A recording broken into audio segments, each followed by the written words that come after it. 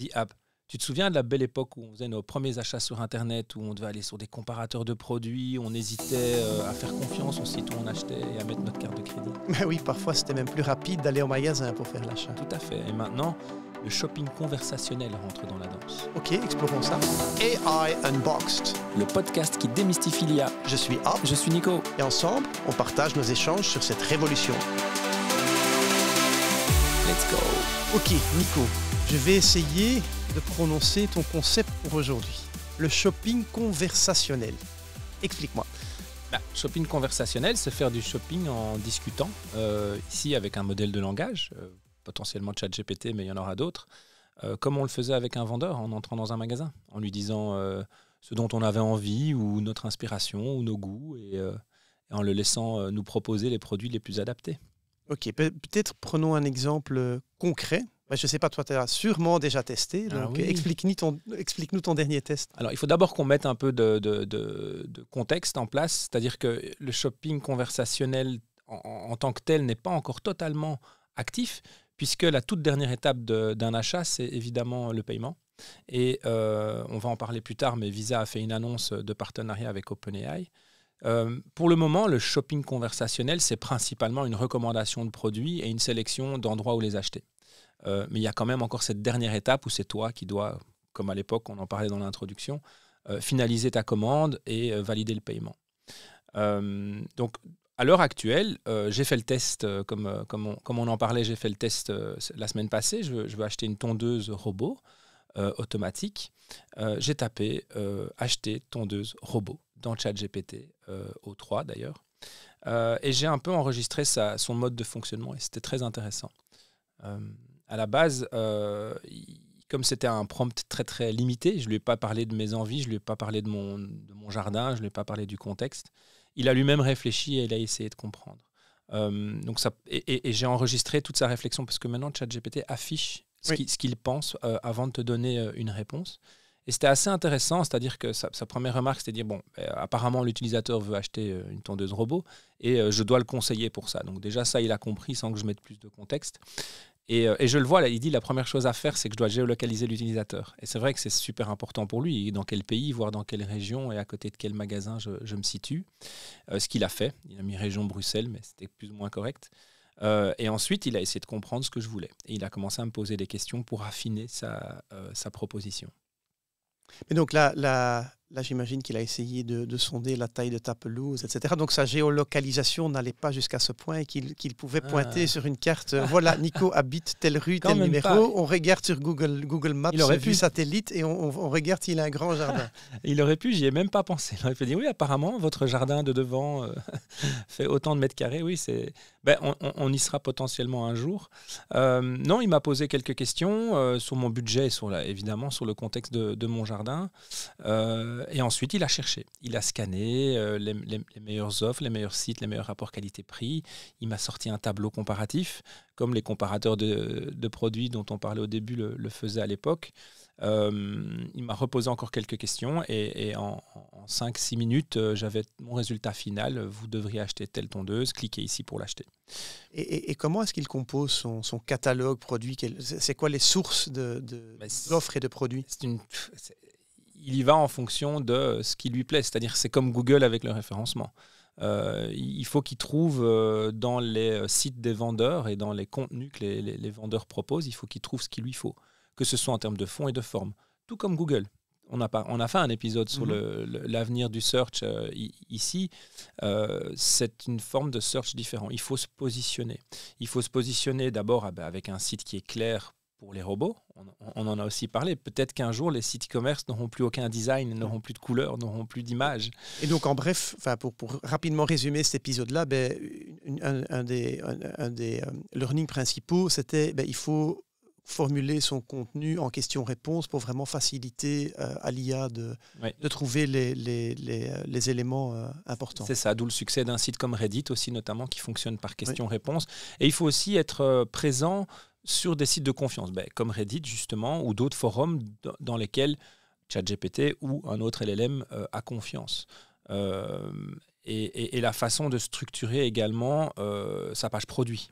C'est très important. Pendant des années, on a structuré une page produit pour que l'humain voit une belle image, voit le prix en promo et soit attiré par des sensations humaines, des émotions humaines face à une envie d'achat. Ici, c'est différent. Il faudra que ces modèles de langage trouvent ce qu'il leur faut comme info principale, c'est-à-dire les caractéristiques produits, le prix, les images à la limite, mais aussi les endroits où l'acheter. Beaucoup de sites, là, la tondeuse, moi, ils me proposaient une Works qui, eux, ne vendent pas en Belgique. Ils n'ont pas de site e-commerce. Par contre, ils pointent vers des revendeurs à eux. Et ça, il a réussi à faire. Il a scanné tous les sites de vendeurs. Il a scanné, je l'ai vu, le site du Brico, le site de Hubo, le site de plein de vendeurs de tondeuses. Il a comparé ce qu'ils proposent. Donc, si ces magasins-là n'ont pas de site internet, n'ont pas d'offres en ligne, ils ne seront pas présents dans mes résultats de IA Shopping. J'ai l'impression, comme souvent d'ailleurs, Nico, que je reconnais le Nicolas super optimiste par rapport à la technologie qui va révolutionner notre vie et on ne travaillera plus et on gagnera de l'argent et on profitera de la vie. Ok, jusqu'à un certain point, je suis prêt à te suivre. Mais ici, le parallèle que tu fais avec le search, est-ce que ce n'est pas un petit peu la version search un peu idéaliste qu'on connaissait au début? Est-ce que c'est objectif ou est-ce qu'il y a quand même des éléments de je pousse tel produit parce que le producteur, l'annonceur derrière a payé? Derrière, c'est du business. Alors, à payer pour le moment, ce n'est pas encore le cas. Avec ChatGPT, en tout cas, il n'y a pas encore d'annonce payante. Mais clairement, c'est du positionnement. Et du positionnement, c'est une stratégie business que les entreprises vont devoir avoir, même les PME qui vendent. Même les PME qui ne vendent pas en ligne devront se positionner pour que leur magasin soit à un moment référencé, pour que le lien vers le site internet de leur magasin, ou à la limite juste le contenu de son site, soit présent dans ChatGPT. Et donc aujourd'hui, les recommandations, les produits qu'on trouve sont basés uniquement sur le contenu du site. Mais je crois tout de même qu'il y ait de fortes chances pour que OpenAI commence à explorer des modèles payants, des modèles de pub. OpenAI ou certains partenariats. Par exemple, je sais que Shopify, qui est un des outils de gestion de contenu qu'on appelle CMS, de vente en ligne les plus populaires. Utilisé par surtout beaucoup de PME et voire même des e-commerce plus grands. Voire même des e-commerce plus grands. Mais en tout cas, beaucoup de PME. La majorité utilisent cet outil-là pour créer leur site e-commerce. Il va commencer à y avoir des plugins ChatGPT. Comme il y avait, pas des plugins, mais il y avait parfois des plugins, ça dépend un petit peu des plateformes qu'on utilise, mais Google Shopping, qui permettait d'envoyer tous ces produits dans les résultats de recherche de Google tout de suite en haut avec les images et les liens directs vers le produit. En fait, l'IA va commander pour nous un jour. On va en parler avec l'annonce de Visa, mais ça va quand même encore enlever des frictions. Dans l'introduction, on a parlé des comparateurs de prix, de faire confiance à un site, de se renseigner soi-même, d'aller lire les avis des clients. Ici, l'IA peut tout compiler. Alors, il faut lui faire confiance, évidemment, et il faut lui faire confiance. Il faudra lui faire confiance, mais avant de lui faire confiance, il faudra la tester sur des choses moins à risque. Je ne vais potentiellement pas acheter ma tondeuse à 1 700 € sans aller regarder moi-même au final chez qui je mets ma carte de crédit. Mais clairement, ça va enlever des frictions. Il y aura moins de frictions qu'avant et les achats se feront de manière beaucoup plus fluide qu'avant. Écoute, moi je voudrais maintenant intégrer notre deuxième fil rouge, ta tante. Parce que tu as parlé plusieurs fois de confiance et des cartes de crédit. Donc voilà, souvent le parallèle que auquel tu référais, c'était justement ma tante. Avant qu'elle ait la confiance pour réintroduire sa carte de crédit, plein de gens qui ont dit jamais je commanderai online. C'est un peu le même problème, défi auquel on est confronté ici. Le même challenge. Alors peut-être que le rythme sera différent, mais c'est la résistance au changement tout simplement. Ma tante a mis sa carte de crédit sur Amazon depuis. Oui. Elle achète des billets pour le cinéma ou pour autre avec son app Bancontact. Il n'y a plus trop de soucis. Sans parler qu'en Belgique, on est un peu avancé avec Bancontact et It's Me notamment. Il y a pas mal de pays, même en Europe, où c'est pas à ce point-là. On critique beaucoup la Belgique, mais sur ce point-là, notamment grâce à Bancontact, on a des paiements sécurisés avec nos téléphones, beaucoup plus. Mais de sa carte de crédit, c'est encore autre chose. Oui. Mais est-ce qu'on... Voilà, je pense qu'il y a quand même Mastercard, Visa, Bancontact qui vont essayer de regarder comment intégrer et offrir un mode de paiement. Parce que j'imagine que voilà, on ne va pas juste donner son numéro de carte de crédit, date de validité et le CVC. Il y aura d'autres solutions techniques pour que l'IA puisse acheter. Potentiellement, mais... Ou potentiellement, tu devras juste valider au tout dernier moment, une fois qu'elle a déjà envoyé tes coordonnées bancaires. Parce que Visa a donc annoncé il y a un jour ou deux, donc c'était vraiment très récent, qu'ils allaient faire un partenariat avec OpenAI notamment pour permettre les achats donc totalement sans friction, c'est-à-dire aller jusqu'au bout.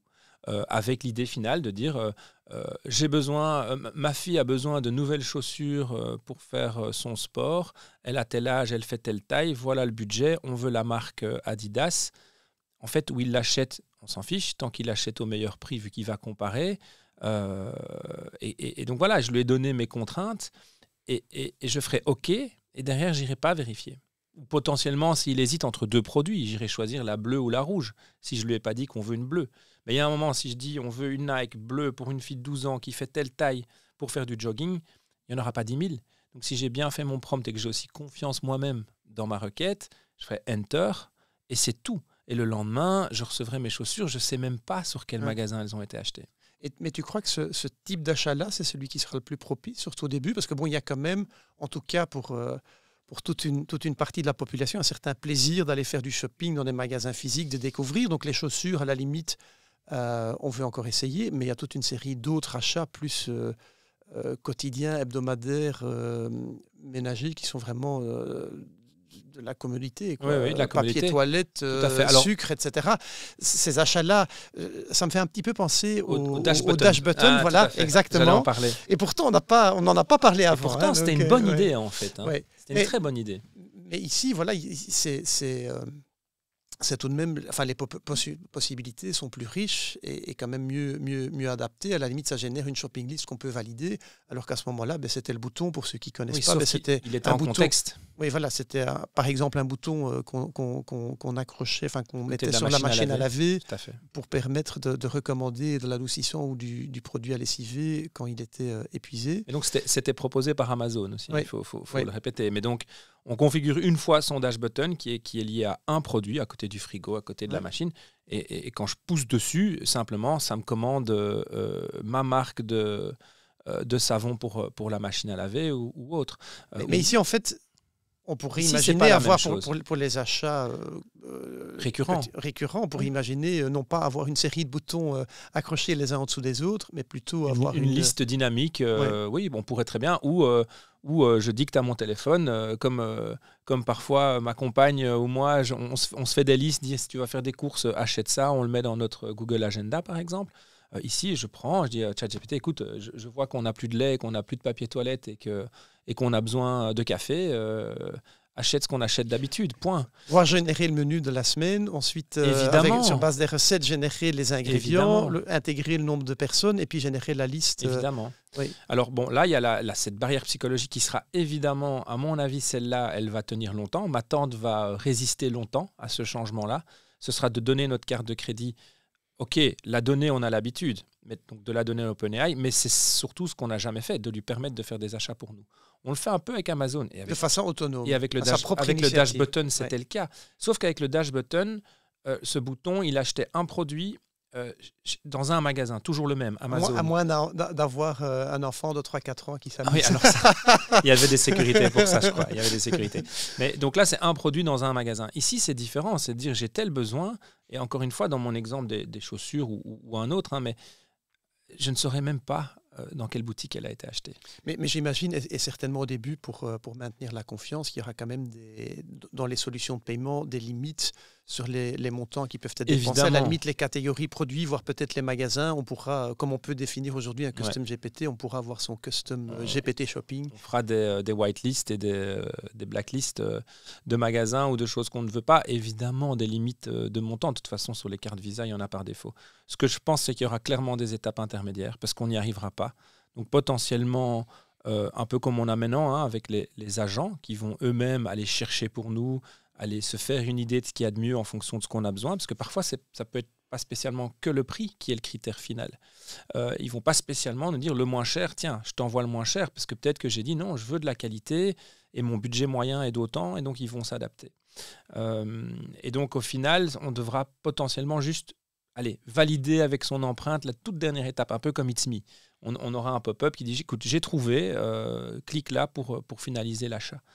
Mais je pense qu'à terme, à chaque fois je le dis, mais dans l'IA générative et dans la révolution qu'on connaît, quand je dis à terme, c'est pas dans 10 ans, c'est dans quelques années, voire moins que ça.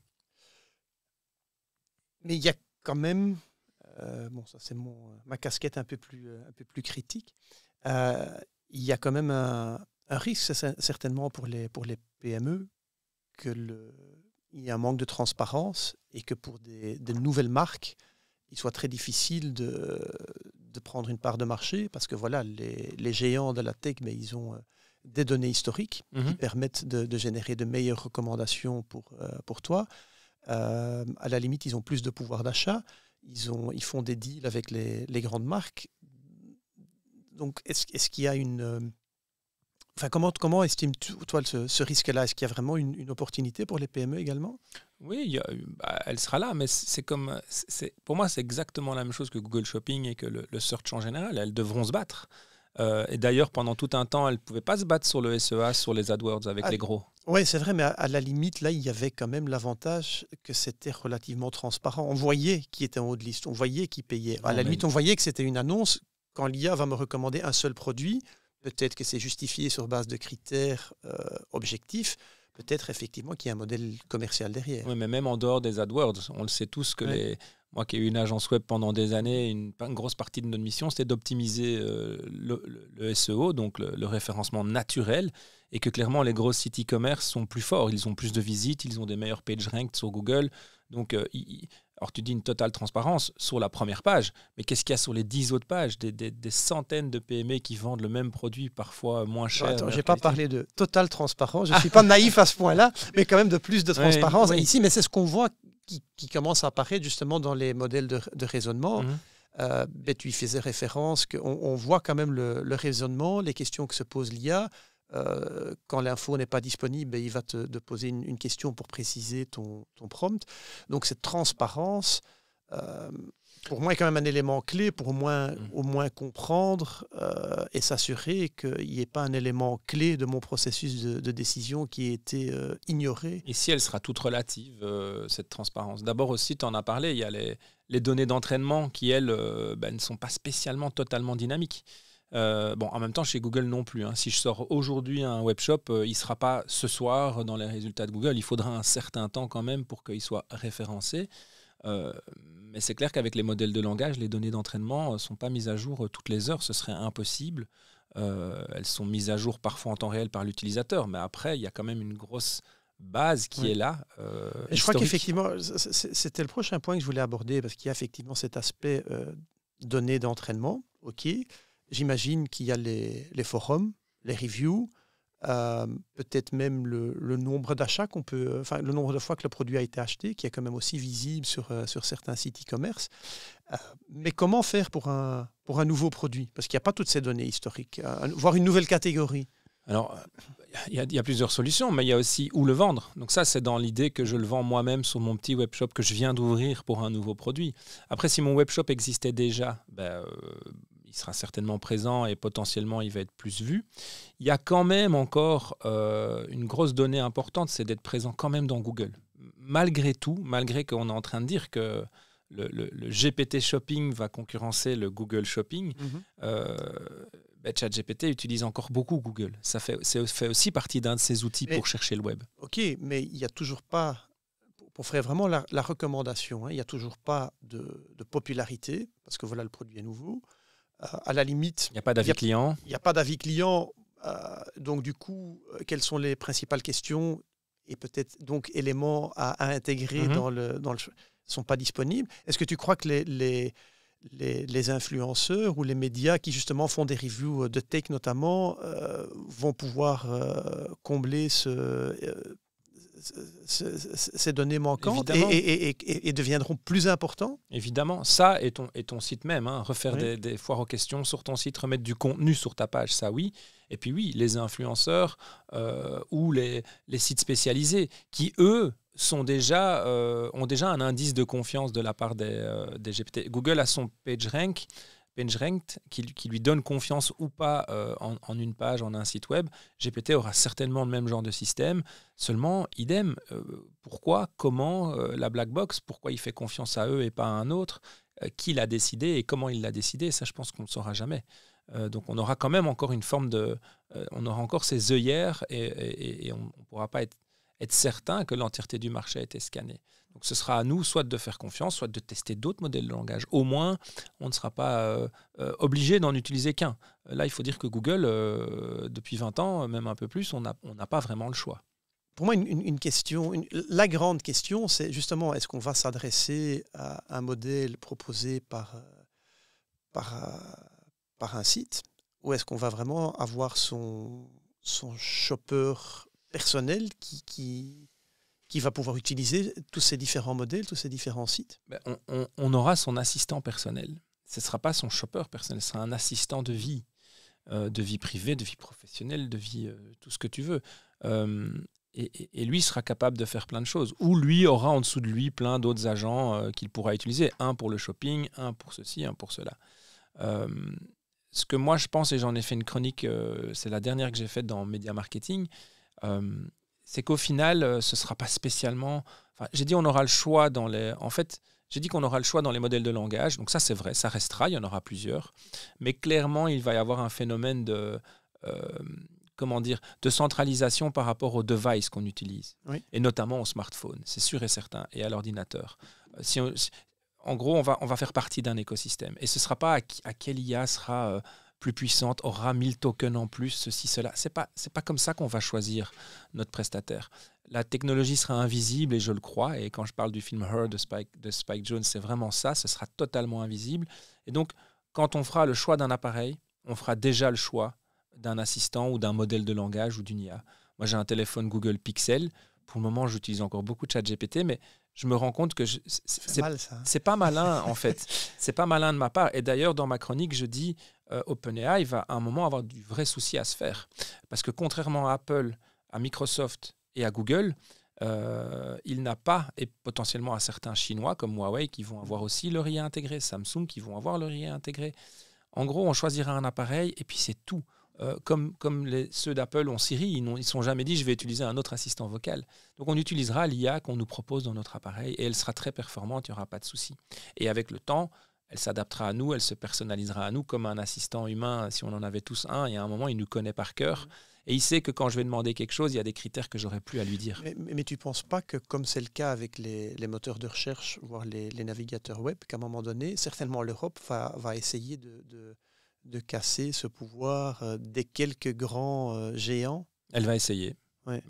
Google, elle n'a pas réussi. Facebook, elle n'a pas réussi. Apple, elle n'a pas réussi. À part quand même de grosses amendes de temps en temps. Et qu'il y a quand même une certaine émergence. Enfin, il y a vraiment les deux tendances aux États-Unis, je pense. Avec effectivement, d'un côté, certainement ici avec l'élection de Donald Trump, une grande liberté, on va supprimer toutes les règles, etc. De l'autre côté, il y a quand même encore des procès, ou même aux États-Unis, il y a des condamnations. Parce en qu'il y ce a eu moment, Google a un peu mal en ce moment, et on en parle même pas mal en Belgique. Mais oui, certes, d'abord, c'est 30 ans plus tard que ça arrive. Donc voilà, Google a eu le temps de faire son beurre et a eu le temps de s'imposer, ne fût-ce que dans la tête des gens. Mon fils, Google, c'est un mot, il a 9 ans, mais c'est un mot qui fait partie de son vocabulaire, même s'il ne l'utilise pas tous les jours. Il n'a même jamais utilisé Google. Il m'a vu 2-3 fois.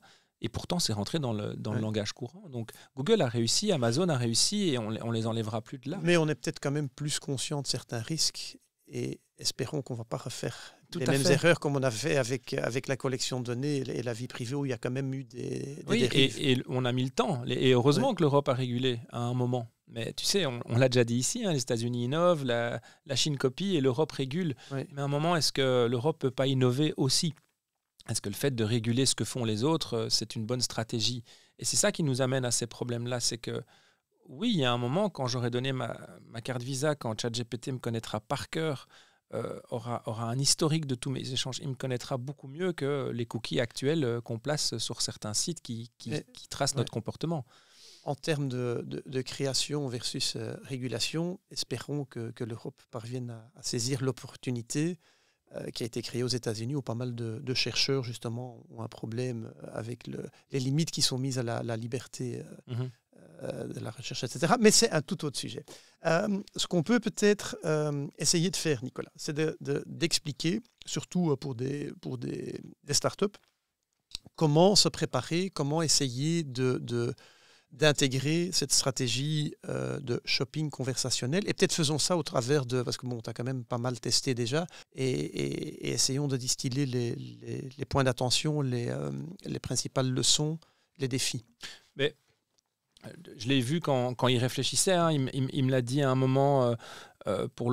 c'est où qu'il me parle, c'est ici. Pour répondre à la demande donc, de la fameuse tondeuse de tout à l'heure, hein, je vais rassembler les informations sur les options d'achat, en particulier en Belgique, évidemment. Les détaillants comme Amazon, on vient d'en parler, Coolblue, Bol.com. Donc ça, c'est quand même, c'est pas par hasard qu'ils me les citent, c'est les 3 plus gros vendeurs e-commerce en Europe et du coup en Belgique aussi. Ensuite, il me cite Hubo et Brico. C'est drôle parce que ça, ce sont des acteurs plutôt locaux. J'en ai 2 là, à côté de chez moi, et je pense qu'il le sait. Et donc ça, c'était son choix. Il a dit, ça, ce sont mes choix clés de fournisseurs. Donc, quand même, c'est pas n'importe qui. C'est pas. J'ai un autre vendeur de tondeuses pas loin dans la région, mais qui est plutôt un petit indépendant qui a son magasin depuis 40 ans. Il n'est pas là. Hein. Il n'est pas dans ses choix à lui et il ne sera pas dans ses résultats.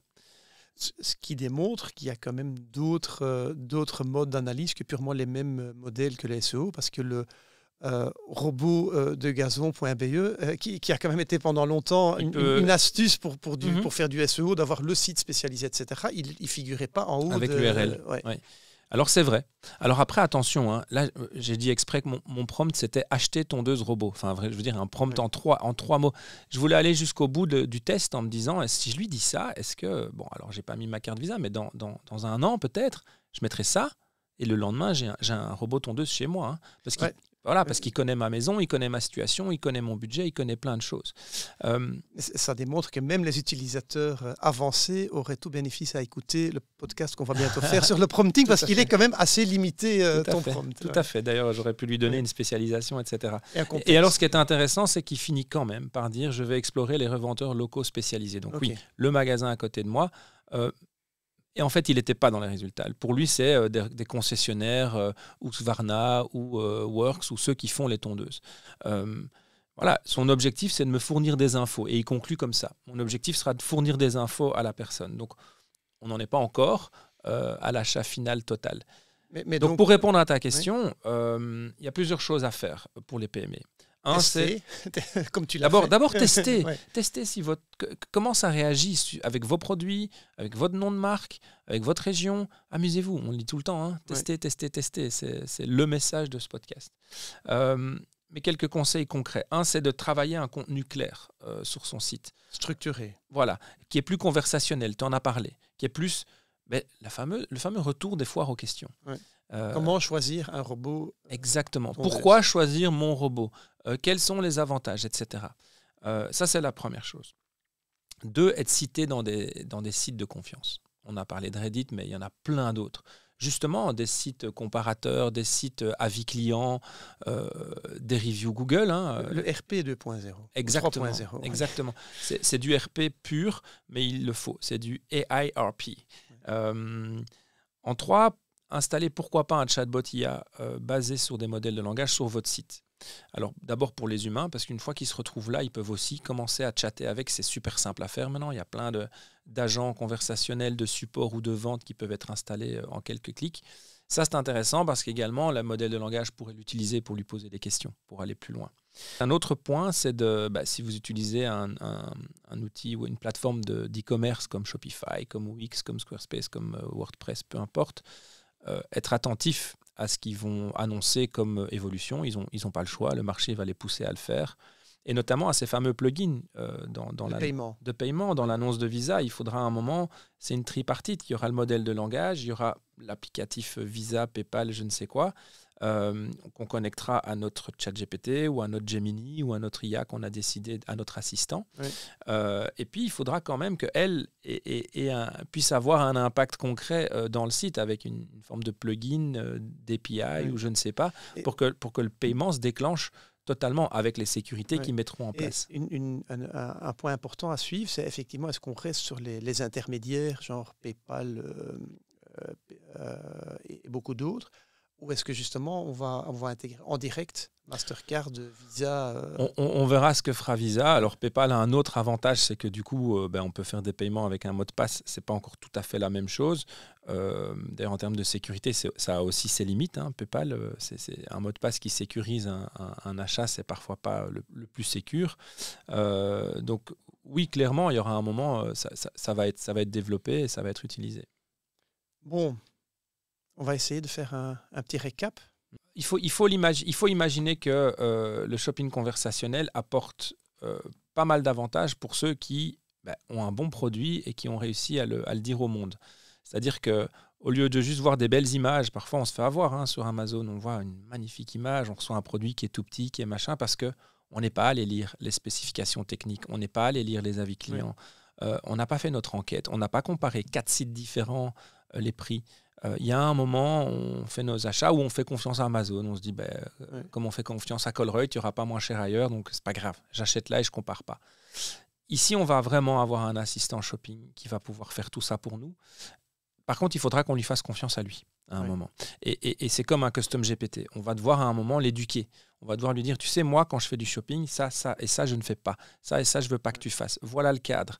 N'oublie pas d'aller voir s'il n'y a pas des magasins locaux autour de chez moi.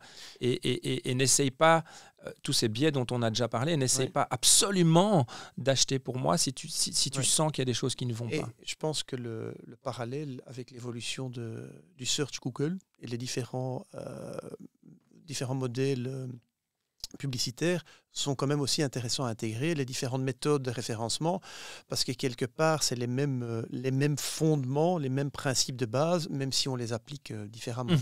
Et un peu comme Google, on dit toujours la pertinence, la clarté, et ça c'est dans le fond, dans la forme, que votre site soit bien fait, que ce ne soit pas un enfer de code pour que l'IA, les robots puissent aller trouver le contenu. Donc la clarté, la pertinence et la réputation. Et ça, c'est très important. C'était déjà le cas maintenant, c'est-à-dire que pour ceux qui ne savent pas, Google vous donnait un PageRank. Donc, si votre site était visité par beaucoup de monde, votre réputation était meilleure. C'était un peu un cercle vertueux, mais qui pouvait être vicieux pour d'autres marques qui n'avaient pas beaucoup de visites. Dernier point, moi, ce que je me demande, c'est est-ce que les PME, bon, il y a certains défis, mais est-ce qu'elles ne pourraient pas aussi avoir un avantage dans le sens où il y a peut-être moins de...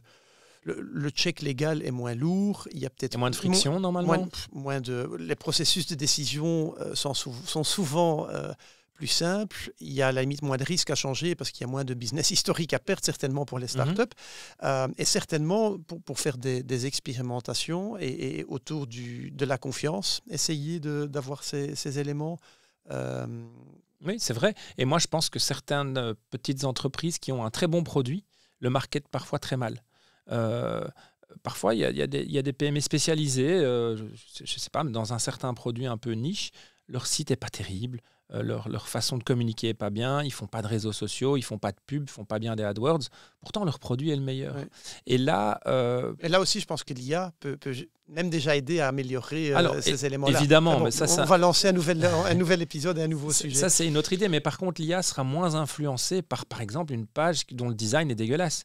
Où un humain va se dire « Ouh non, ça c'est une petite entreprise de village, je ne vais pas acheter mon truc là, je n'ai pas confiance. » Non, elle va juste aller lire le contenu, elle va être beaucoup plus factuelle qu'un humain. Elle va être plus objective normalement.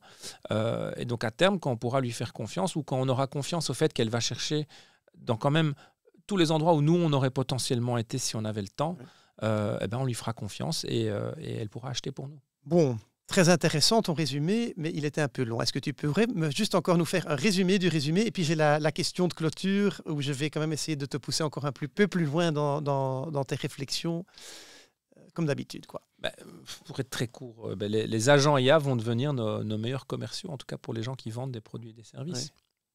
Ouais. Ok, ça c'était très court. Dernière question, à terme. En ayant notre assistant personnel, shopper personnel, on appelle ça un petit peu comme on veut, qui a un certain historique, qui a appris à bien nous connaître, on peut peut-être espérer qu'il y ait moins d'erreurs, moins de mauvais choix. Et du coup, est-ce que tu crois qu'on pourrait même envisager qu'il y ait un impact bénéfique, écologique, moins de produits retournés, etc. Oui, oui. Oui. Si les produits sont plus adaptés, quand on achète, en même temps, avant c'est nous qui achetions, donc on savait normalement, on avait nos propres critères. Mais potentiellement à terme, oui. Moins de retours, ça peut être certain. Potentiellement, surtout moins de consommation parce que je ne visite pas 14 sites et je ne regarde pas 10 vidéos pour me faire un avis.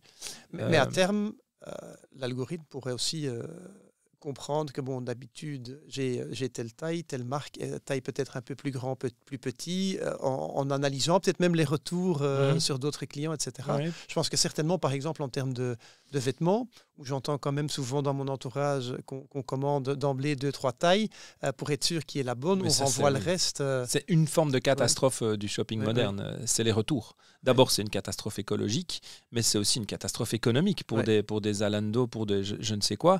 Le retour gratuit pour eux, c'est un enfer. Ça fait des années qu'ils essayent de changer ça, notamment avec des scans de personnes, ils essayent de trouver des solutions pour qu'il n'y ait pas de retour.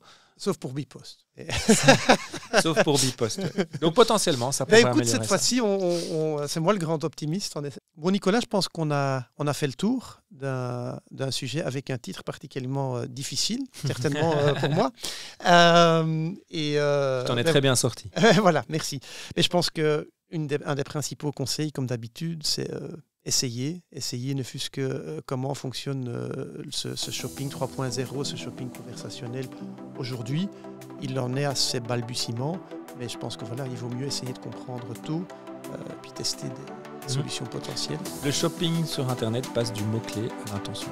Écoute, je pense que ça c'est un parfait résumé et merci et à très bientôt. À bientôt.